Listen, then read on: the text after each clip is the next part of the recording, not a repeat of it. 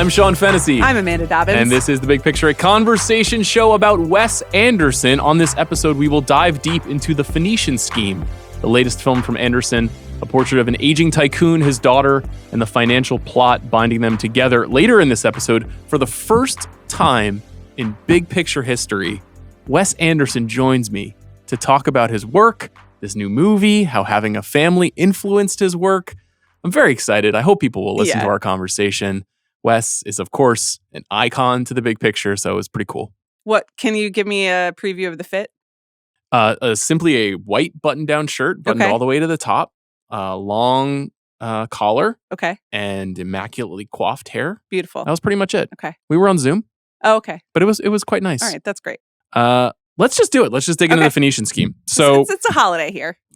Yeah. I mean, his movies are very important to us. Mm-hmm. He may or may not figure into this project that we've been working on somewhere down the list. Oh, yeah. I can't even remember. Oh, yeah, he does. But my heart stopped for a moment. Spoiler alert. Sorry. I was just like, oh, God, we forgot Wes. And then, no, it worked out. We wouldn't. It's good. It's always exciting when he gets a new movie. This movie is a bit of the same, a bit different. And it's an interesting story. As I said, it is about a tycoon, an aging businessman named Zsa Zsa Korda, who appoints his only daughter, who is an aspiring nun, to be... A novitiate. A novitiate, thank you. She's going to be the sole heir to his estate, despite the fact that he also has 9 sons. Korda embarks on this new enterprise, and they soon become the target of all of his rivals in the world of business and international espionage. And they go on some hijinks. Mm-hmm. You know, there's a lot of adventures. This is a very chapterized Wes Anderson movie, as they have been, frankly, forever. Incredible cast in this movie, which is often the case now in his movies. Benicio is the star. Michael Cera is in this movie. Riz Ahmed, Tom Hanks, Bryan Cranston, Matthew Almeric, Richard Ayoade, Jeffrey Wright, Scarlett Johansson, Benedict Cumberbatch, Rupert Friend, Hope Davis, and an actress I'd not seen before, Mia Threapleton, who is the daughter in the film. So I think we'll go pretty far in on this movie. It's a lot of movie to take in. Right. You saw it last night. I saw it a second time with you last night. What'd you think of The Phoenician Scheme? I mean, just a really big time for you as a daughter of fathers. Really very exciting. Yes. Girl Dad Cinema has come to Wes Anderson. No, I loved it. Come on. I'm excited to talk to you about it because you've seen it twice. And as a result, some of your takeaways in this document are very different than mine. I found this movie to be extremely funny. Mm-hmm. And it to me plays as a comedy with bigger ideas either going on or being gestured at or there for the taking if you want them, but you can watch it as a caper and it plays really well. I thought both Benicio del Toro and Mia Threapleton were lights out. As I'm like, they have to be because it is about them. It's not a two-hander. It has everyone that you just mentioned, but they carry the story. And I think this role was written for Benicio del Toro, and he is amazing. I think this is the best part he's had in a long time. Maybe since Sicario. And, as with all Wes Anderson things, there's a lot going on in the frame, and it's highly designed and deadpan and funny. And then also, if you're on his frequency, very soulful, and there's a lot of longing, bad dads, grief, all that. So it's a lot of there. In some ways it was seeing all the Wes Anderson furniture rearranged in a new way. And I don't mean that as a detriment. I mean that as such beautiful furniture. It's beautiful furniture. And it's also you enter his world and it's okay, what are we talking about this time? And how are we going to do it? And how is it going to make us feel? And I find that exhilarating. So I'm a huge fan. You could say that this started with the Grand Budapest Hotel, but for me, the last 3 films now, the French Dispatch, Asteroid City, and this film, I had the same viewing experience the first time, which is that I was immediately comfortable. I think that the color and the design of his worlds and the way that he frames them literarily, the acting style, I'm on board with all of it. A lot of people are not on board with it at this point, and that's fine. But if you are on board with it, you're happy. But I found myself trying to catch my breath to keep up with the pace and the amount of character and story that he's jamming into these movies. And his movies are 1 hour and 40 minutes, essentially. Right. They're not these kind of epics. And so the first time I saw this film, I really enjoyed myself. but I wasn't sure that I could really get my arms around it. Thematically, I laughed at all the jokes, and I do agree that there's a lot of physical comedy and a lot of violence-focused comedy in this movie, which is a new flavor for him. But the second time I saw it, I was like, this is a huge thematic film. Same thing with Asteroid City. We talked about it with Asteroid City, where it's like you watch it the first time, there's a ton going on, there's a lot of familiar faces, it's this expansive new world, intergalactic story. And the second time you watch it, you're like, this is a very simple story about longing and regret and the inability to connect with people. This movie was the same thing for me the second time I saw it. I was like, this is a very deep story. This is a barely shaded autobiography at times about relationships in his life. The film is dedicated to his father-in-law, Fuad Malouf, and the Benicio character is clearly, in some ways, modeled on him. His father-in-law was a Lebanese businessman who had a kind of grand stature, and I would say Benicio has that, but also has this like self-undermining quality to him because of the relationship with his daughter, which is a very profound feeling when you have a daughter. I talked to Wes about that. He said Roman Coppola, his co-writer on the movie, has that. Yeah, it's palpable. It's a but thing. It's You are the daughter of a father. Sure, like, but it, like even in the movie, it's and it's I think you started with French Dispatch because French Dispatch, Asteroid City, and now this movie are almost like kind of nesting dolls in their form. It is like a new trilogy. There's a story within a story within a story, and there are and the way that you're learning about things, has had like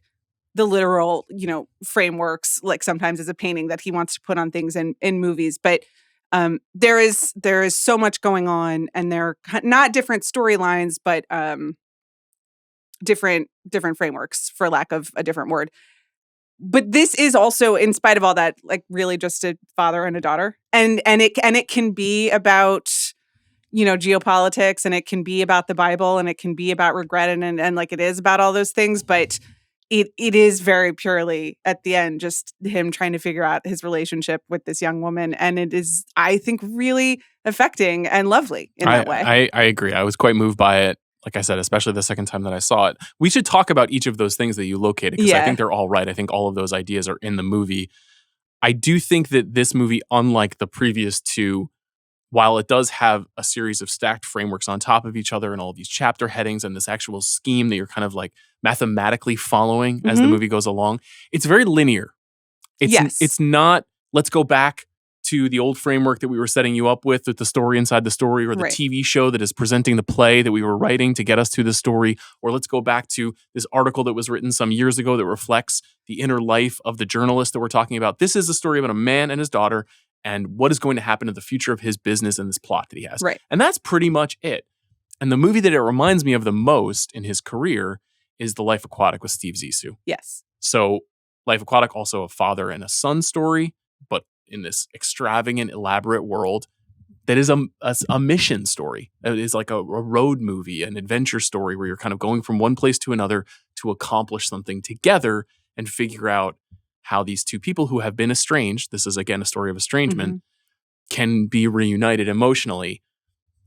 And even when I was talking to Wes, I was thinking about how like my opinion on Darjeeling Limited has kind of changed a lot over the years, and I really didn't get it and like it. And I thought like I was like over for me and Wes Anderson when I saw that movie. And I thought Life Aquatic was like the best movie ever when I saw it. And I've kind of gotten further away from it. 20-something feelings also, by the way. They are. But that's such a misanthropic movie, and I didn't think that was really in his spirit at all. I've come to understand life and his work very differently over time. But Life Aquatic, that movie is a long time ago. Yeah. And the fact that he can do all these new things with this new turn to violence, honestly, I thought genuinely political point of view that the movie has about the way the power operates in the world, but also still be able to return to these core themes and feelings that have been defining his work for the last 25, 30 years. Right.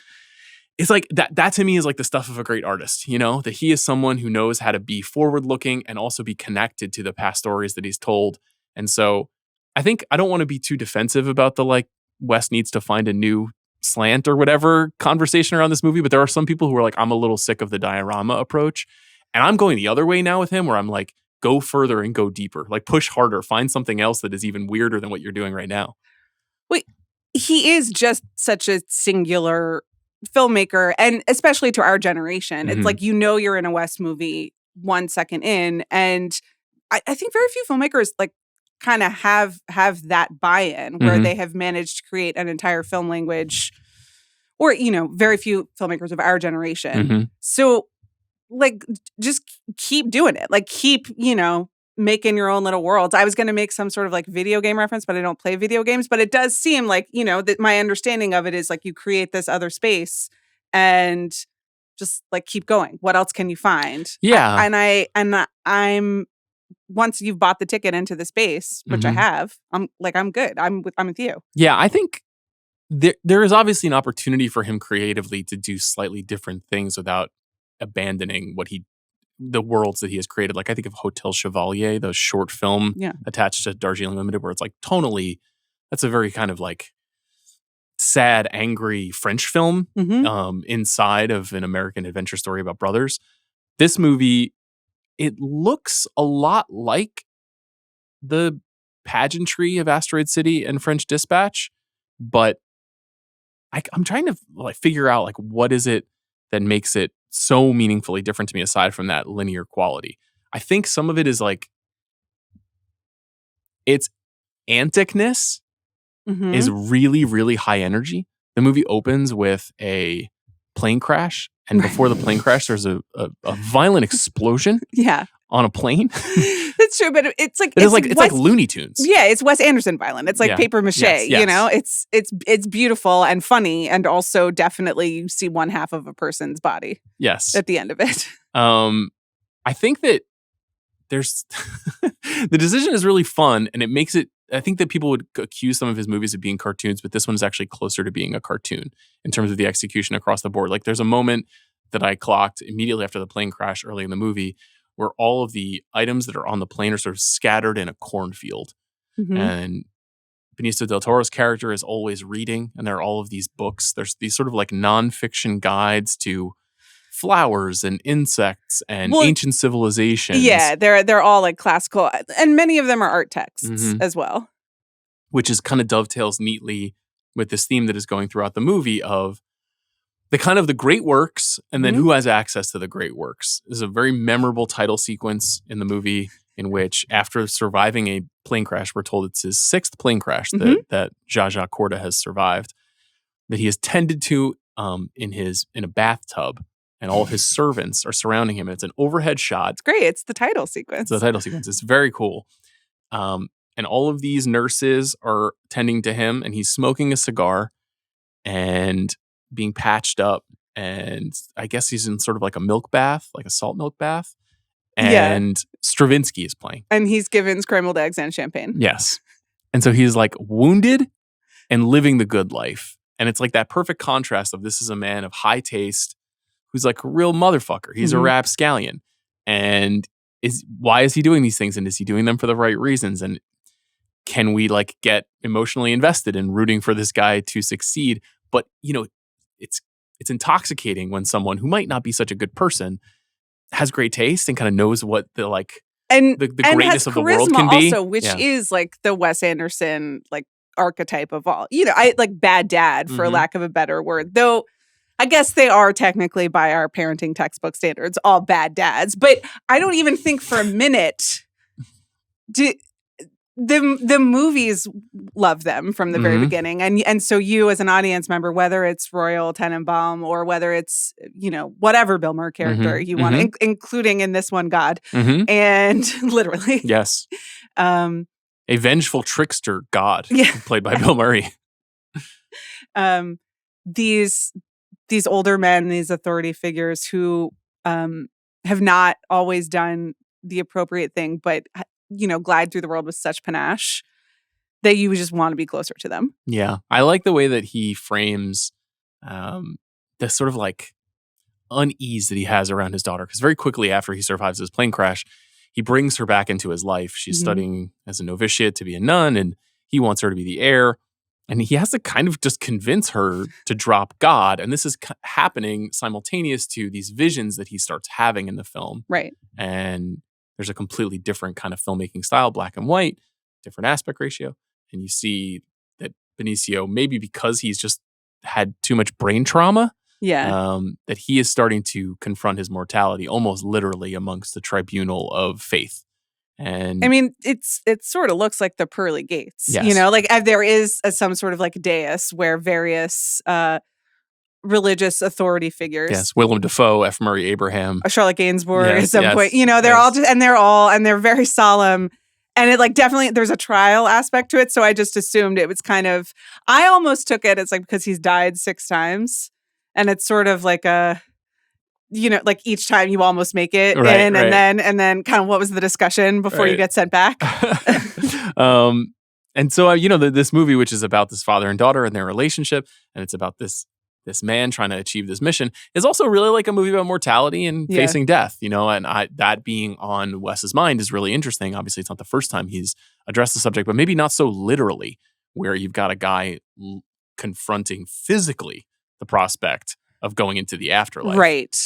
I mean, characters have died. And also, like, Asteroid City is very much about grief, Mhm. but it's from this, you know, it's from the perspective of the people left behind, Right. as opposed to this, which is the main character kind of dancing with it. Yeah, and I think it's also a movie that like made by a middle-aged guy thinking about the decisions he's made up into this point. You know, Mhm. like that big part of the movie is Zsa Zsa being forced to try to remember what happened. For example, like one of the key disputes between he and his daughter is that it's believed that Zsa Zsa killed her mother. They say. Yes, Whoever say. they, what are their names so I can sue them for libel? Great memory, great moment in the movie. It's really Great it's a BCO very funny moment. movie, yeah. And this idea that like Zsa Zsa almost like can't remember the details of what happened to his wives and lovers Mhm. over time, or like he's kind of shading the truth in that way that powerful people sometimes do, where it'll be like a hard denial Yeah. and then a vague comment connected to that denial that is just a very observant piece of writing. And then there's I'm reluctant to be like this movie is about Donald Trump because it's not about Donald Trump. Yeah. It's not specifically about the American president right now, but there is a kind of mode of leadership that is happening in the world. I asked Wes about this. He more or less confirmed it. Yeah.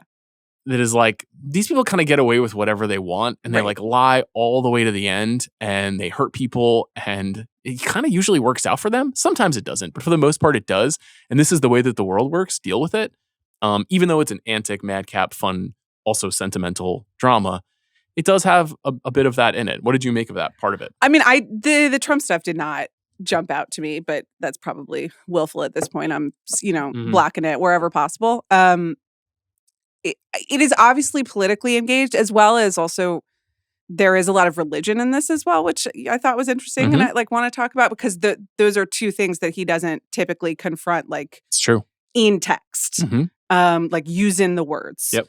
Politics and faith and even capitalism are not really like big focuses of his work. And there are some images in the Bible scenes that are clearly very much engaged with just like money and how it works. And so I think I did grab parallels to the world now, but for me, because this is like a retro, you know, as all Wes Anderson films are, they're set like in a netherworld 50s to 70s that is a better version of the one that existed, but also still like has all of the problems. Mm-hmm. And very well put. Because it's set in the 50s, I thought it was more a little bit like this is both how it is and how it's always been. Mm-hmm. If there's any sense to that. So I didn't immediately tie it to present like headlines specifically, which was a great relief and reprieve. But but yeah, I did feel that sense of commenting on the way the world works and the way that certain people luck into things or take things, and then everyone else who is left behind as a result. The movie is also a showcase for a person that I'm sure most people who are watching it must have thought to themselves, surely Michael Cera has been in 10 Wes Anderson movies, and he's never been in a Wes Anderson movie, even though in some ways he is sort of the prototype for the Wes Anderson performance style. I'll say this really lived up to my expectations of Michael Cera in a Wes Anderson movie. I think he's incredibly funny in this film. He's presented in the film as a tutor and is it an entomologist. What is the study? Someone who studies bugs, insects. Entomologist sounded right, but entomologist studies insects. Bingo. Yes, born in Oslo. His name is Bjorn. he's doing that accent all the way through. Dressed and styled hilariously, often in crushed velvets and corduroys, and he's got a swoop of curly blonde-dyed hair. And he, perhaps unsurprisingly, falls in love with Zsa Zsa's daughter. And he's given a lot to do in this movie. Who's named Liesel, by the way. And there is a whole Sound of Music. There are several references in which I appreciate. Did you see her Swiss passport, by the way, of course. On the plane? And her name's Liesel. That's the daughter. Yeah. Anyway.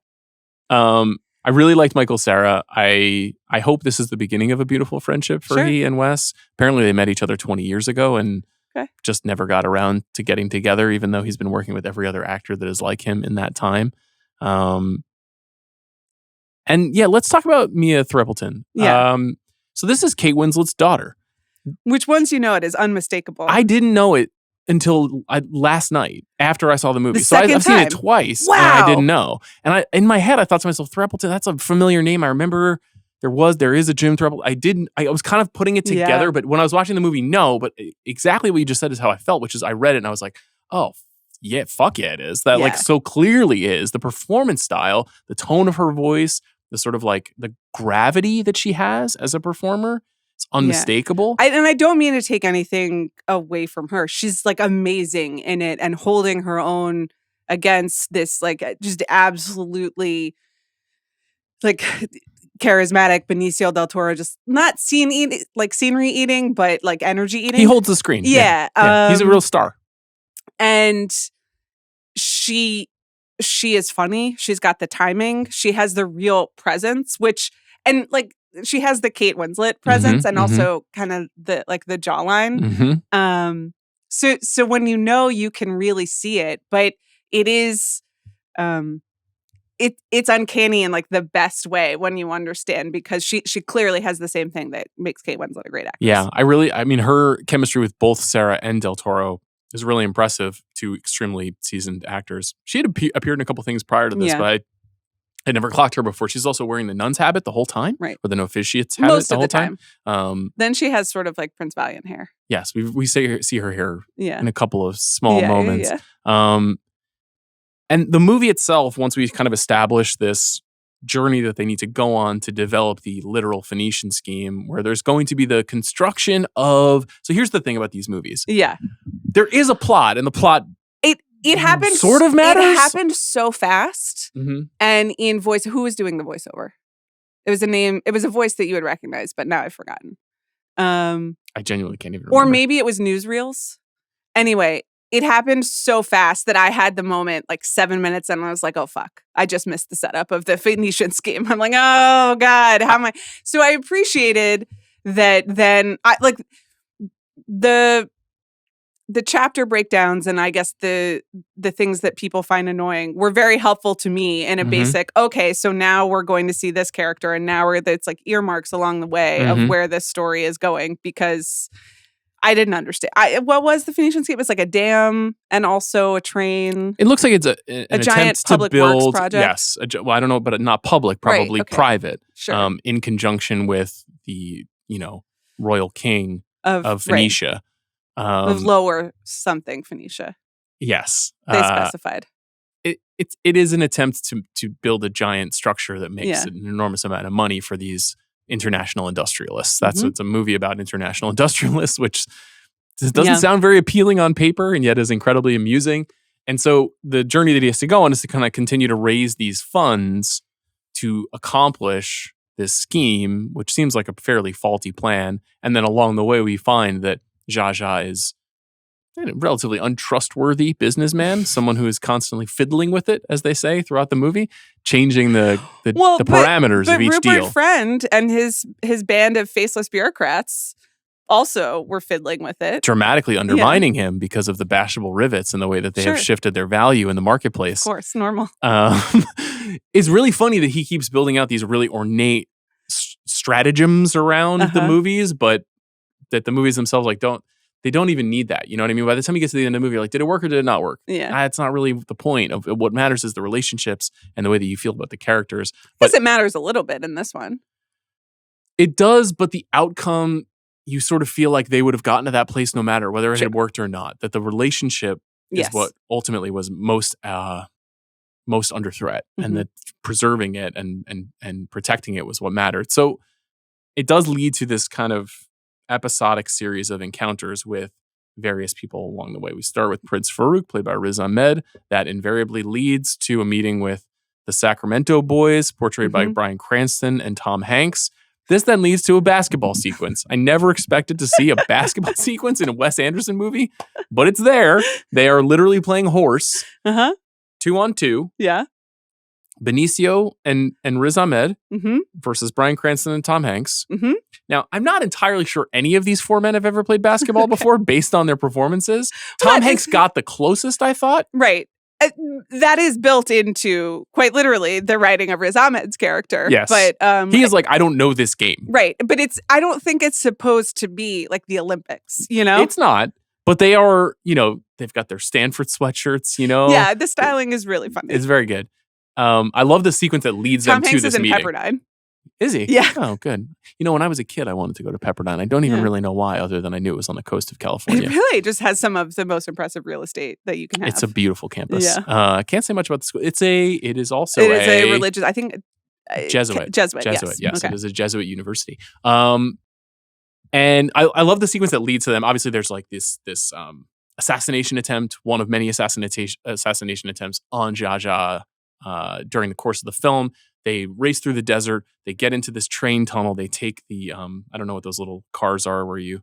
Oh yeah, I don't know either, but yeah. Anyway, they're on the train. They find their way to the end of the stop. Coming in the opposite direction is the train that brings Tom Hanks and Bryan Cranston. And the only way to solve their financial dispute is a game of horse. They play horse, and it's incredibly amusing. While they're playing horse, Liesel and Bjorn sparks are starting to fly whilst drinking beer. And I'm trying to think of the Bill Simmons line of conversation on this would be like, who are the Sacramento Boys? Like which NBA players are they right now? They're giving me a little bit of Tyrese Halliburton and Aaron Nesmith, and I say that with not a lot of affection given where we are within the Knicks Pacers series. Right. Like by the time this comes out. Yeah, it's okay.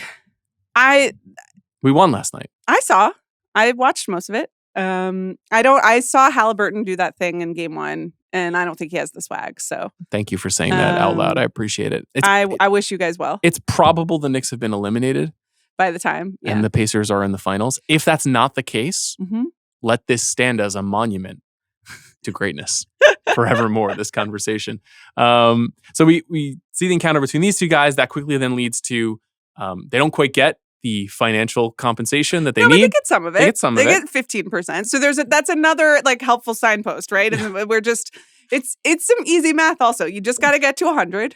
And they're just counting the percentages of how much they get to cover the gap. I still don't really understand what the gap is, but I guess it's how much. I'll tell you what, I don't either. Okay, all right. Even though I've seen it twice. I think it's something about how the price of the rivets went up, and so then everything's going to cost more. Yeah, but Porta doesn't want to put in more money, so he needs the other people too.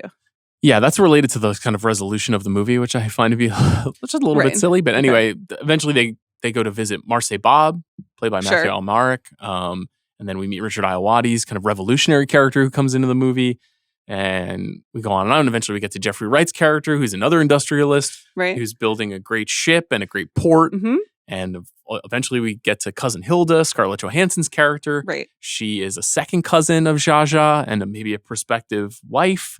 Yeah. In an effort to draw out more funds, but also maybe not. And maybe there is some sort of romantic connections, sort of not. Scarlett Johansson, you're always kind of a coin flip on ScarJo. What'd you think about her in this? She just wasn't in it very much. She wasn't. I didn't really know what was going on with Hilda. Okay. And her utopia, which just seemed like a kibbutz or something, yes, right? Yes, yeah. I think that's right. But we didn't spend a lot of time there, and it didn't seem to materially affect how anyone turned out.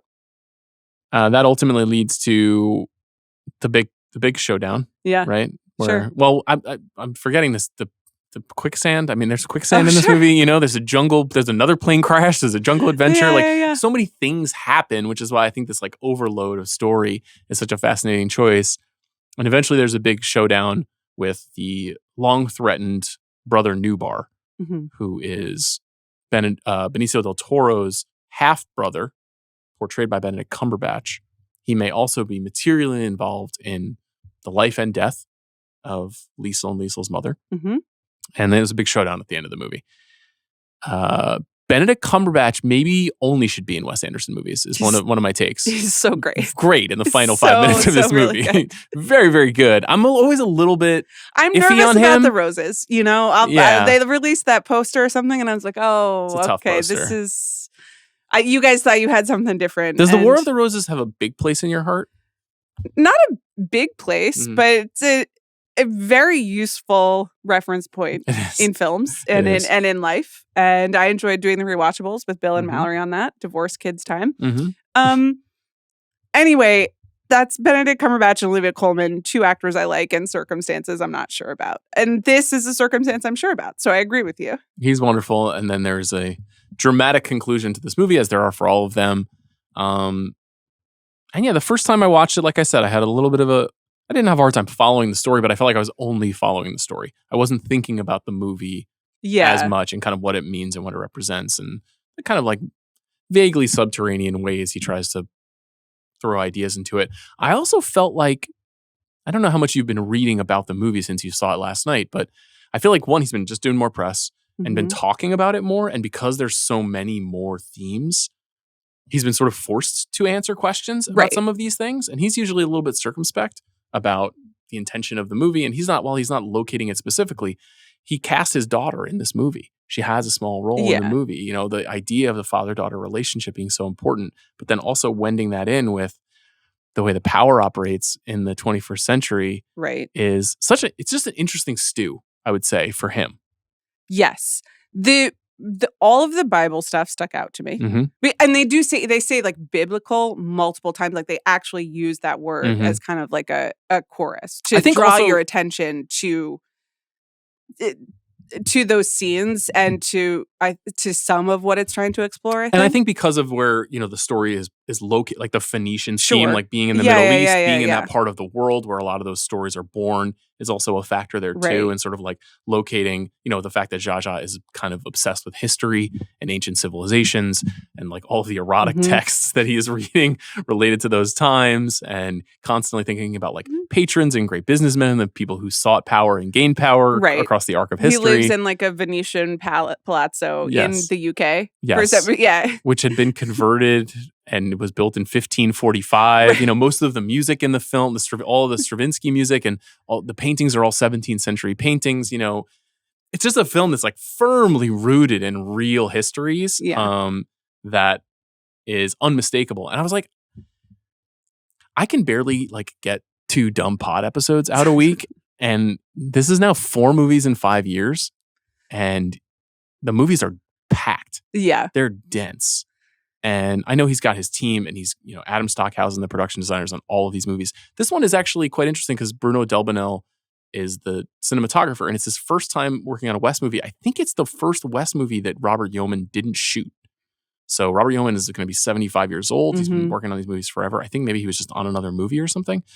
But I didn't sense like a dramatic visual shift. No, there were a few shots that I thought were interesting that were just kind of not the one person center in the frame, and some use of the horizons in like different ways that were new and interesting. Yeah.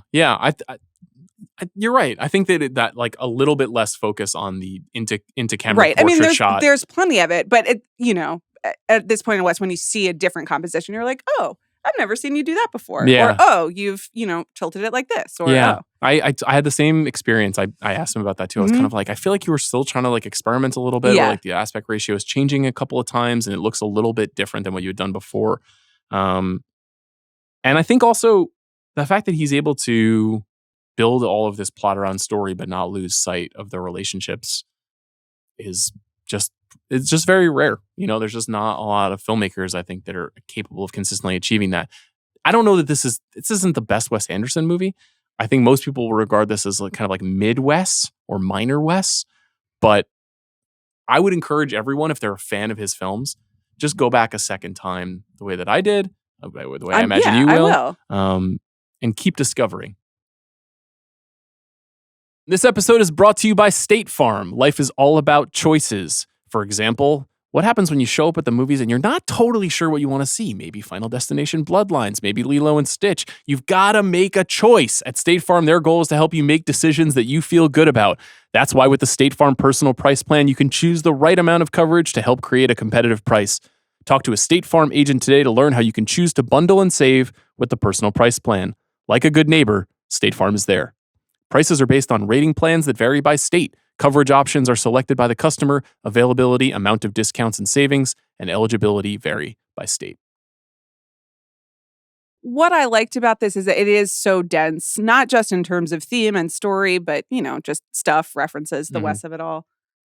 But there is a simplicity to it that I don't really think you got in Asteroid City, because that has like 8 different main characters. And this is the story of 2 people.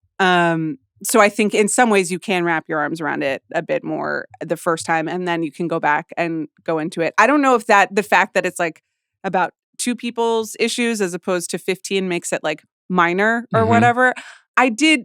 This is a comedy. And in as much as it is about everything that we just said, in a way that Asteroid City is like one of the most deeply, it's not a tragedy, but it's and it can be funny, but it is about matters of the heart in like a very mournful film. Exactly. Yeah. And French Dispatch is sort of like an intellectual exercise. So I put it more in the French Dispatch category in terms of like the Anderson canon. But I do think it's a neat trilogy that he has going on that I think is interesting. And it's fun to watch. Like, this is an enjoyable movie. Yeah, I agree with you. I think so. He's apparently already at work on a new film that he's writing with Richard Ayoade and I think Roman Coppola.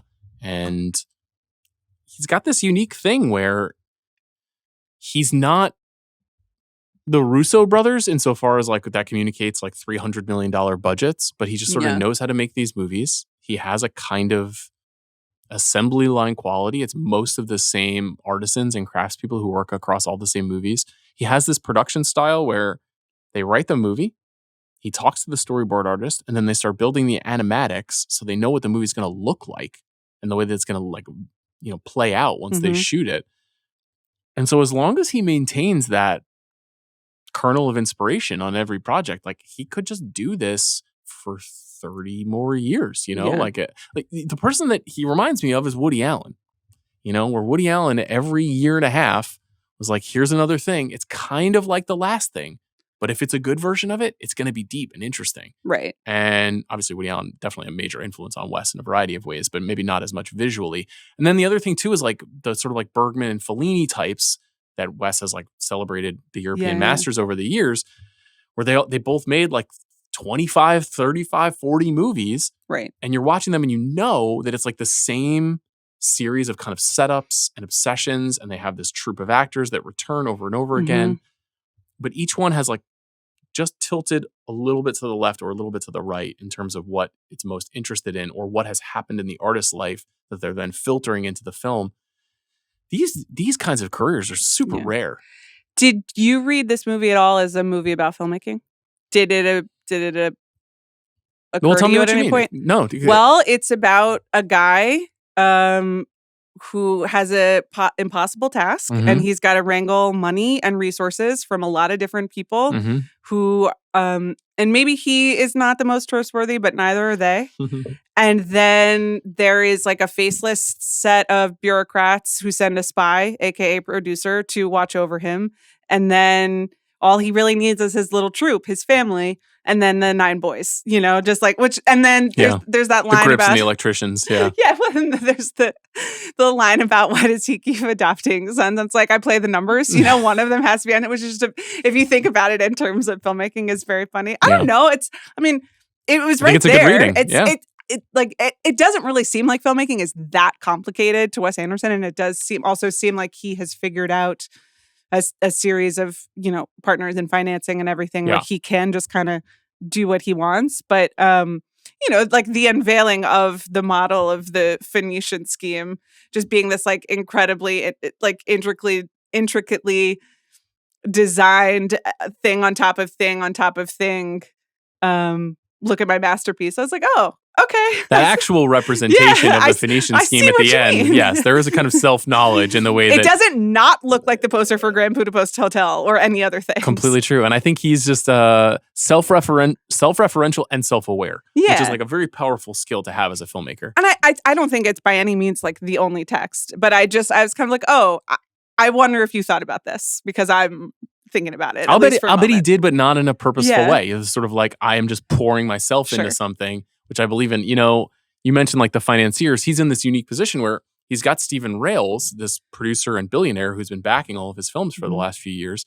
And he's got this deal with Focus. So Focus releases most of the movies.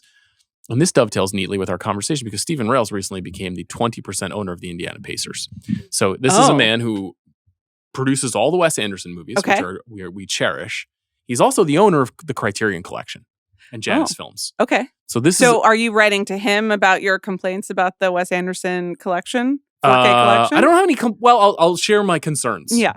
They're not complaints because I haven't even seen it yet. But to Mr. Rails, I say, I wish you nothing but no success in the playoffs. Right. But I hope that you continue to support cinema in the profound way that you have forevermore. Because like, this is one of those people who's like really kind of holding stuff up with his wealth, which is also kind of a theme of the movie that artists need benefactors.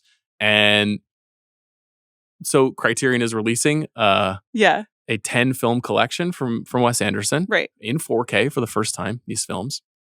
And I think it goes all the way up to the French Dispatch, right? Yes. So, I'm going to fucking buy it, right? Like, I'm going to buy it. Right. I want to have it on my shelf. How many of these films do you individually have on Blu-ray? All of them. I mean, no, on 4K. None of them, because none of them are available. 4K. Okay, so you have all of them on Blu-ray. Yes. I think maybe one or two of them in the Criterion What collection. happens to the Blu-rays when you get the 4Ks? It's a wonderful question. They go in a cabinet. Okay. And then I think about whether or not I should like either give them to someone or sell them. Okay. Because I don't really need them anymore. Okay. But I don't actually do anything about it. What's the Blu-ray resale market like? Is it like it's robust. What's it's tens of thousands of dollars per disc. No, but there's not like an app. Like, is there a Poshmark? There are local video stores that you can sell stuff to. Okay, but it's there's no like the real, but for Blu-rays. No, but perhaps that can be the business for me to get me out of this fucking podcasting game. What is it? Is it Grail? It's like, just how can I get? Yeah. I mean, that's like there are many different sites. Yeah. I started selling things on Poshmark this week, so I'll keep you updated. My wife sells Alice's old clothing on Poshmark, so I could do that for old DVD copies of Danny Boyle movies that are just sitting in my house rotting away. What will happen to those 10? I don't know. My thing with this set, which, as I said, I will spend $400 on it like a schmuck, is, first of all, Asteroid City is not even in it. Right.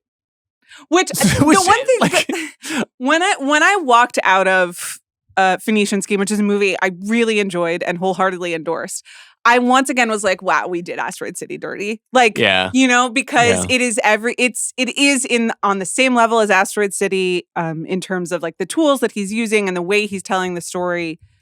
But we were both so moved by it and then like never talked about it. I mean, we did one episode and then we didn't put it on our top 10 lists and we just kind of like let it go by. I did. So I was thinking about not this. Your top 5. It was not in my top 5, correct. Right. So, which is all we're allowed in the bounds of this podcast, which is my reference, but not whatever's going on Split Infinitives. Our opinions are, thank you for acknowledging Split Infinitives, which we no longer publish to that platform. 2023, I think we thought of as a good year, maybe not a truly great year, right? But it was the Barbenheimer year and Killers of the Flower Moon, right? So, that was a really very good. That was a good year. So now I look at my top. I'll read you my top 10 where I left it in December of 2023.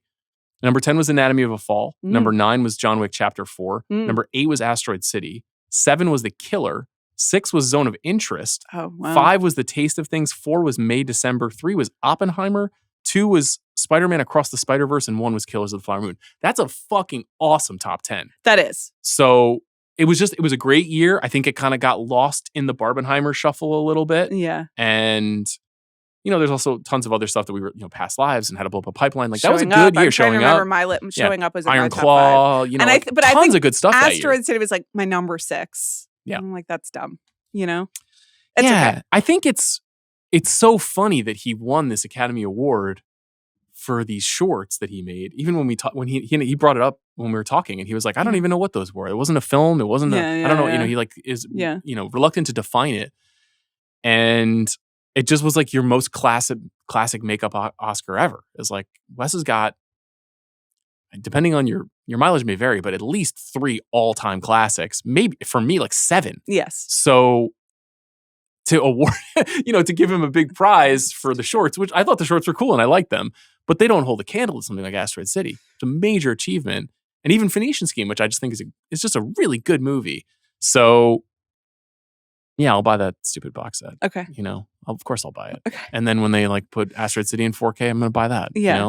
I love Wes. So they don't, when they make a set, yeah, they don't like leave room for extra things. It's a good idea.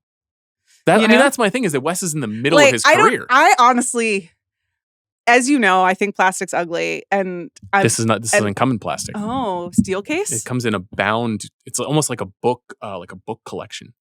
Oh, that's cool. But how are you going to fit it on your shelf? We'll make it work. Okay. You haven't seen it? I mean, let's take a look at it. Okay. This is a physical object that you can appreciate, I think. Okay. I'm sure that I can. I love Wes Anderson, and I don't think he would be associated with ugly things. My point is just they really haven't. Oh, okay. Sure. Yeah. That looks nice. What do you think of that? Oh, and then they look like little books. They look like books. Yeah. Okay. That's nice. Okay. Great. There's still like a uniformity to it that stresses me out. Okay. That's but I think that looks nice. I mean, it's Criterion. Nobody does. They haven't really, really juiced you guys marketing wise yet. And like the time, do you know that they're? What do you mean juiced us marketing wise? Like that they aren't already selling sets with like extra room for you to add it in, and that there isn't a Poshmark. Sounds like you should apply for a position at the Criterion Collection. You have a lot of strong ideas. Now, this made me think, you don't know what's coming for you. The thing that my sickness is looking at my shelf. Like looking at the Steven Soderbergh section of my shelf, right? I own every edition of a Soderbergh movie that exists. Right, but there are some that don't. So there's the stuff that doesn't exist, which is painful and may never exist, the HBO Max stuff that he's made in the last few years. But then 4 years ago, he was like, yeah, we're working on a set and it's going to be Kafka and Schizopolis and The Limey and all my early stuff that isn't available like in 4K Blu-ray. And I was like, fucking A, Steven, that's the best thing I've ever heard. It's not here. I don't have it. He's busy making the shelf. 2 films a year and coming on your podcast. He's great. And reading every novel published by a female author in the last 50 years. Okay? He has and watching tennis. Uh-huh. Sure. I'm behind on the French Open. What season of Below Deck is it? I don't know, but he does. Okay? I know. It's just a pain for me. And it was a pain for me not being able to have these movies in 4K, but now if I want to get them in 4K, I got to buy this box, but then this box is a finite lifespan. And then 20 years from now, they're going to be like, just kidding. It's the real Wes Anderson archive with all the movies. Mm-hmm. And then I'm going to be dying and I'm going to have to think about what I'm giving to Alice. Will it be money or will it be the thing that I bought that's in plastic? These are the things that keep me up at night.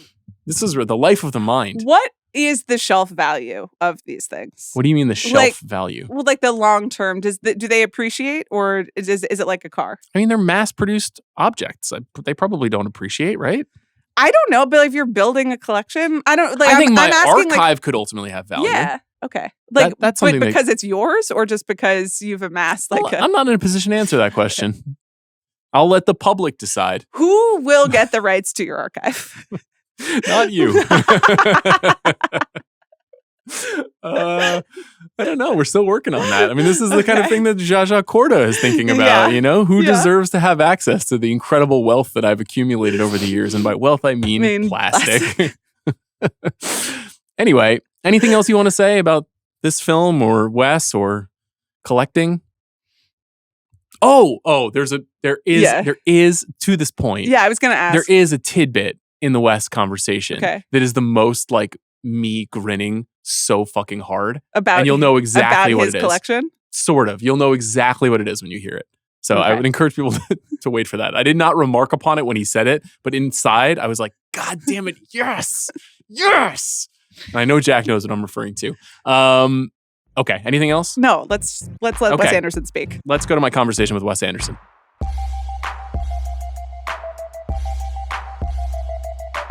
It is a delight to be joined by the great Wes Anderson here on the show. Wes, I thought we could start with this. I found the choice to center a father-daughter relationship to be fascinating in this movie and a little bit unusual. I was wondering why that was right for the Phoenician Scheme. Yeah. Well, thanks, Sean. Happy to be here. And yes, we this story, the Phoenician Scheme, it started as more as a story focused on this ruthless businessman, played by Benicio del Toro, and really our image, me and Roman Coppola, my co-writer, of what this movie was going to be about was this unkillable, ruthless man on this business mission, and it sort of took us in another direction as we got into it. And it went from being a story focused on this guy appointing his daughter, his successor, and teaching her how to kind of fight on his behalf, and instead became about them coming together, and it became that became really what the whole movie's about. But that sort of surprised us. That happened sort of whatever organically means. It felt like it happened organically as we were writing the thing. Has having a family yourself changed the way you think about writing character? Well, it probably is the reason why why it went this way. I think I have a daughter; she's 9, and Benicio has a daughter, a few years older. Roman Coppola has a daughter in between those two ages. So I think without these daughters, I don't think the movie would be the story we ended up telling. I also have a daughter, so I was touched, I think, in some way by that. How old is your daughter? She's going to be 4 shortly.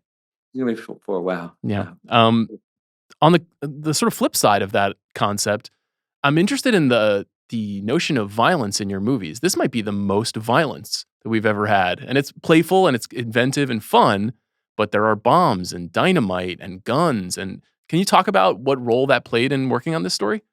Yes. I think from for me, the movie the movie begins for me with an image of this character, and the image of the character is he's got blood all. He's being battered. He's surrounded by violence, and he causes violence, and that was just a part of the mayhem of this guy. But I will say, when we started to get into the specifics of the violence, there's some extreme violence. I mean, there's eviscerated people and things. But somehow, for whatever reason, right at the beginning of it, I had this feeling like the violence wanted to be, as odd as this may sound, somehow I thought there needed to be some sort of delight to the violence. It shouldn't be any less horrible, but that somehow it should be shocking and maybe be sort of making you laugh a bit, and that there should be some device or idea behind every awful thing that happens in this movie, and just in the way we tell it, in the way we get across that next little bit of the story. So it set a tone for it, I guess. Yeah, and it happens very early on in the film, and you realize we're in a slightly different kind of Wes Anderson film, I think. Yes, that's probably true. It doesn't take long. Even more so, the violence is serving a story about corporately financed power games on a global stage. I mean, this is a very wide-ranging, globe-trotting kind of a story. And even though it's a period piece, did you find that the world's contemporary politics or the kind of mania of the corporate power influencing how you and Roman were writing the story? When you're making up a story, when you're not adapting something, when you're just inventing a story from scratch, you have your ideas of your research and your inspirations that you're conscious of, and then you have your imagination, and that you're not really in control of so much. That's sort of where there's work happening in parts of your brain that are hidden from you a bit. And the way the work of that your brain is doing is revealed to you is when you say I have an idea. And so all that to say, the world is always kind of going into it, I Mm-hmm. mean, it finds its way into it.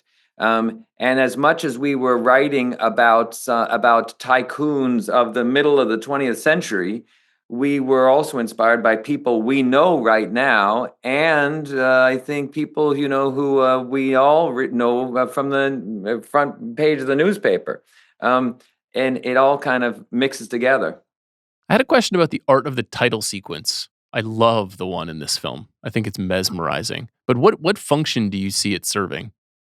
I think in the case of this, from the beginning, I thought maybe we want to see this guy. There's something about this character he's being harmed. He's people are trying to hurt him, and they do hurt him.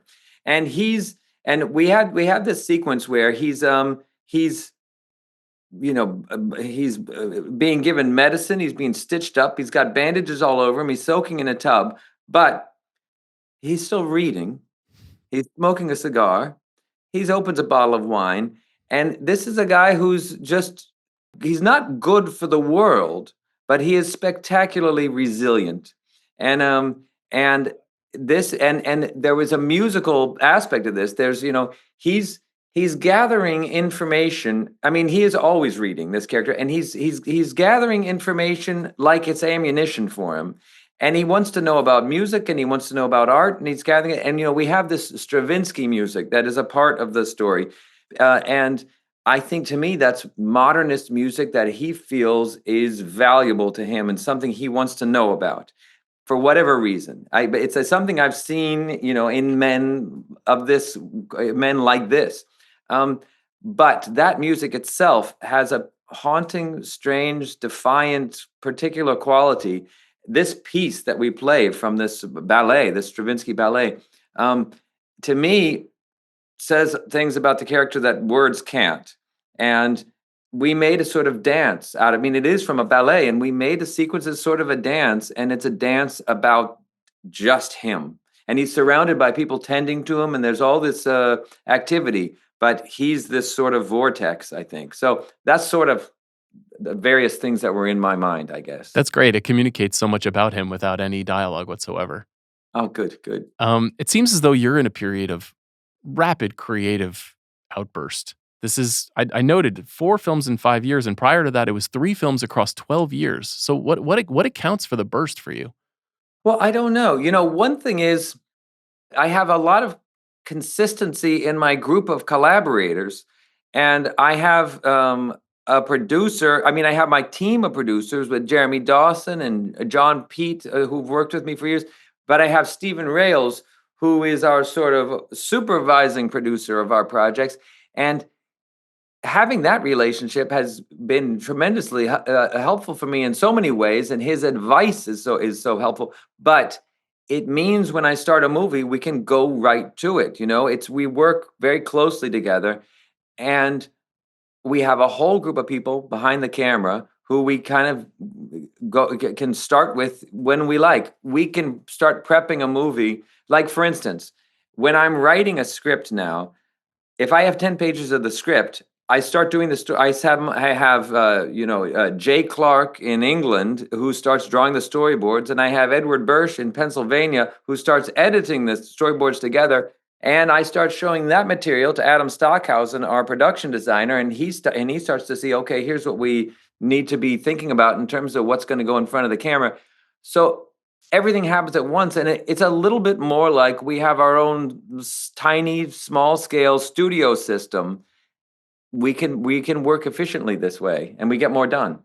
Do you find that you have boundless ideas? Because a lot of times with great filmmakers, it has to be the right thing. And so this outburst that I think is so exciting that you're going through right now, it seems like you just are manifesting a whole new world very quickly. Does it feel that way?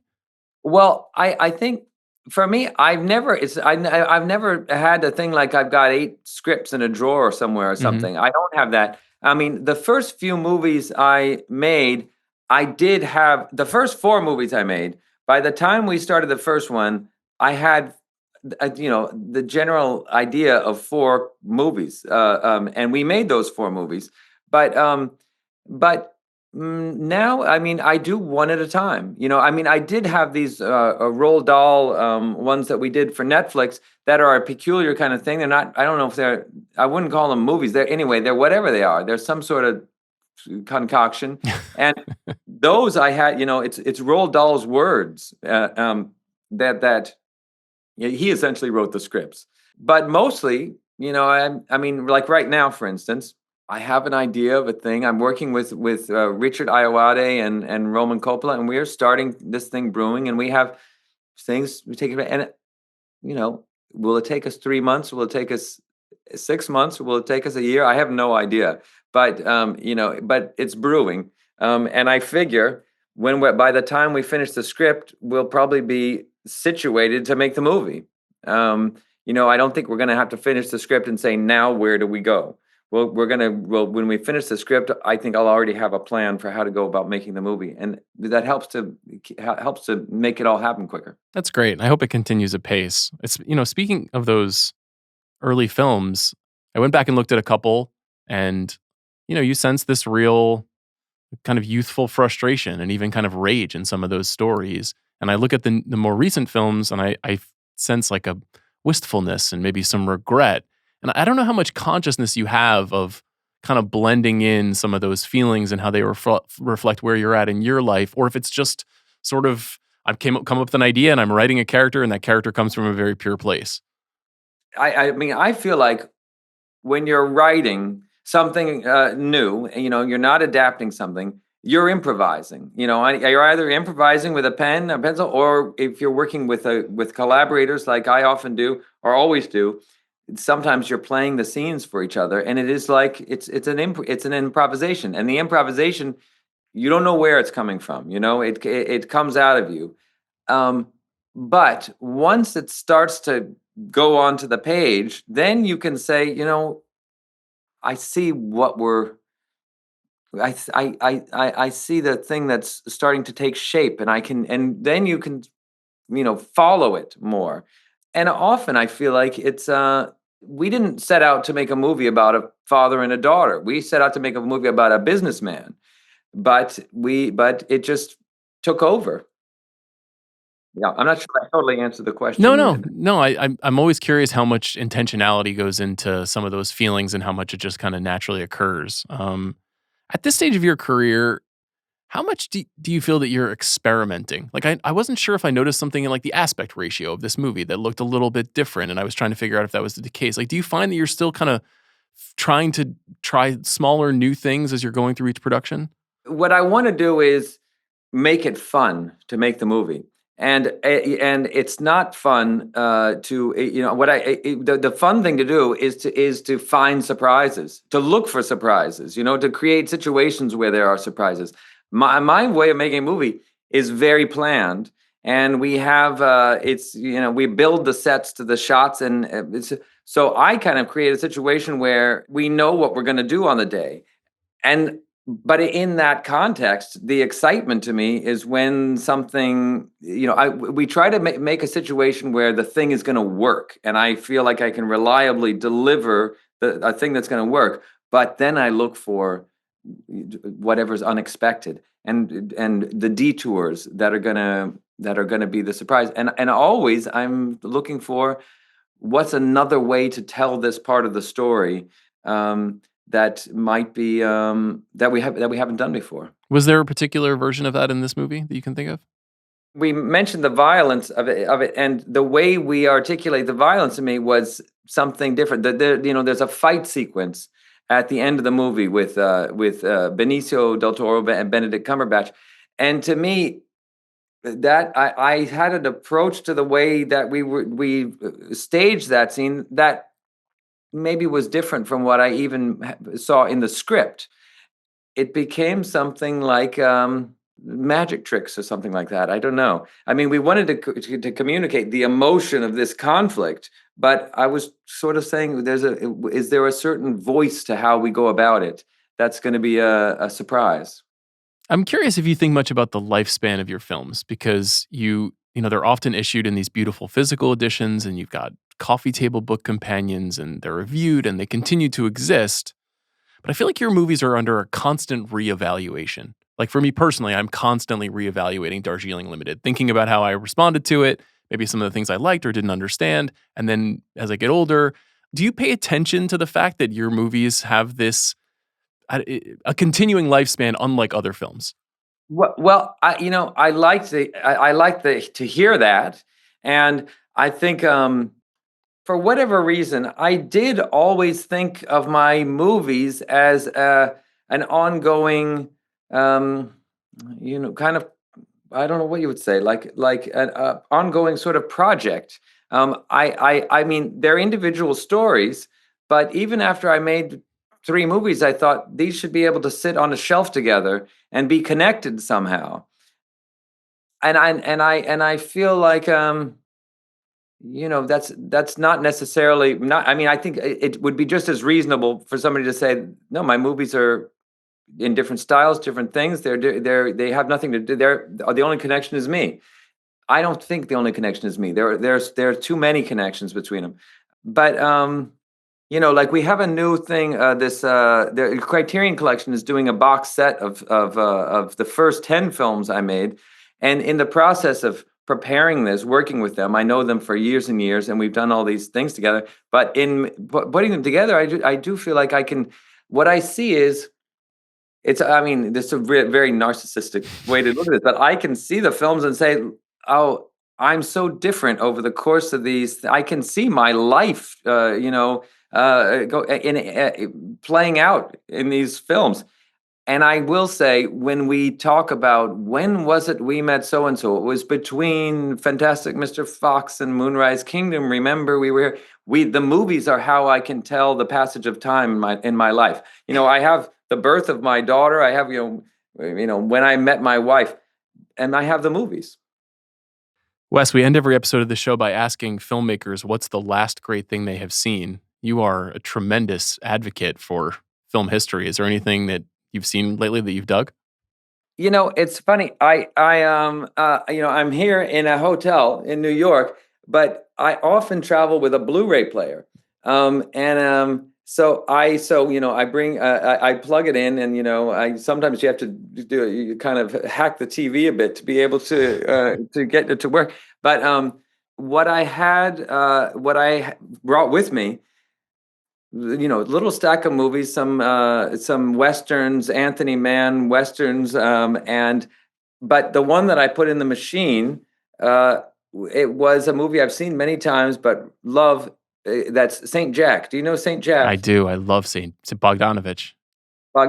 And I was Noah Baumbach was with me last night. We had our premiere here in New York, and Noah and I used to see Peter.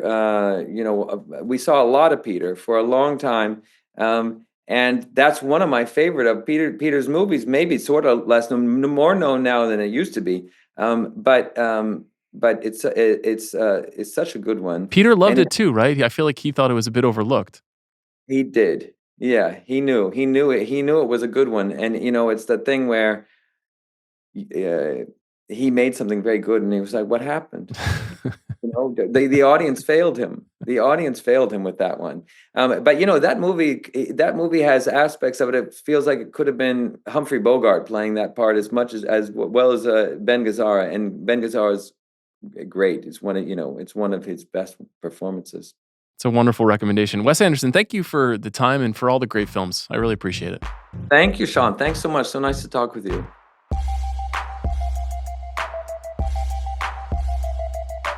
Okay, thank you to Wes Anderson. That was fun. Thanks to our producer, Jack Sanders, for his work on this episode. We'll be back next week to break down, full title, From the World of, From the World of John Wick, Ballerina. You excited about this? I was honestly just Googling to make sure you got that right. I think I got it right. From the World of John. Yes.